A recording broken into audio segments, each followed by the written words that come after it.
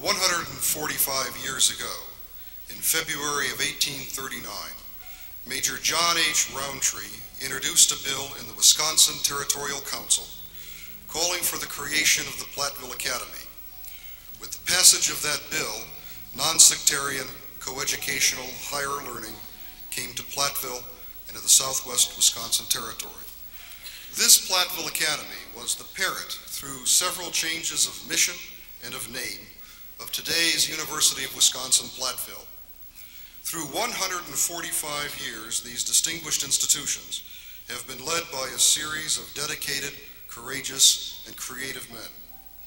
Their many achievements and contributions to the institutions they served and to higher education generally only add to the humility I feel on assuming the office of Chancellor.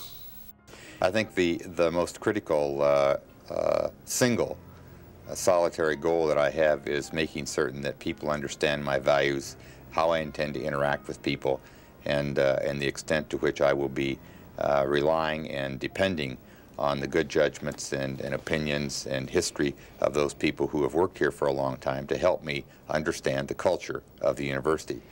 There is no other activity at this point in my time here that can be more important than understanding the history and the culture of the institution.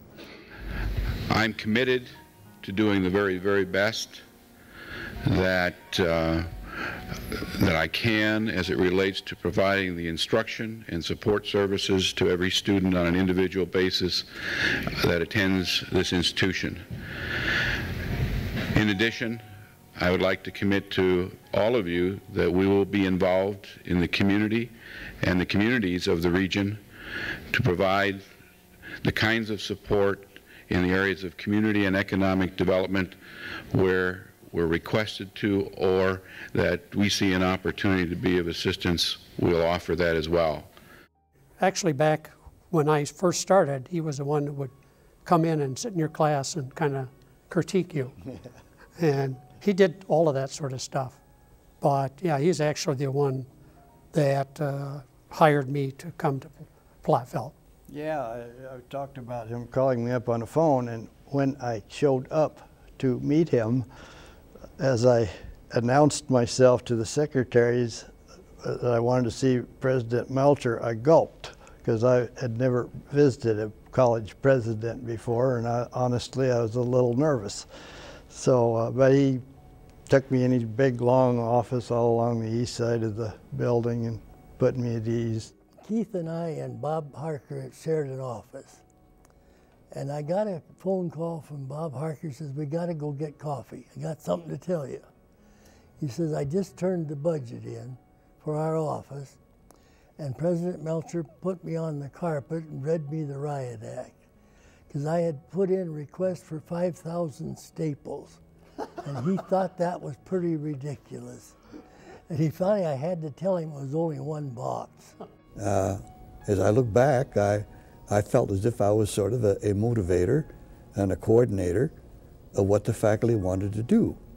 I always had my door open.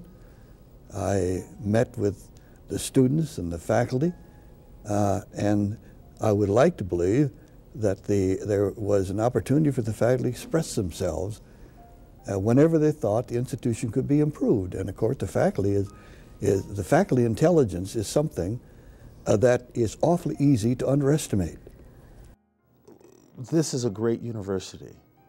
It's in great shape given some of the challenges financially that have been in place for the last few years.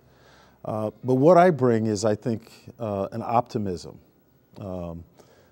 Given where I came from, if I worried about what a bad circumstance I was in or how I was going to get through, I wouldn't be where I am today. I also wouldn't be here today if there weren't a lot of people along the way that helped me. And that's what this university has going for it. I think it has an optimism. I think it has a commitment to helping one another, a good sense of community. And I see myself as adding to that and helping to lead other people to see what all the possibilities are that are out there, in spite of the challenges that are ahead of us.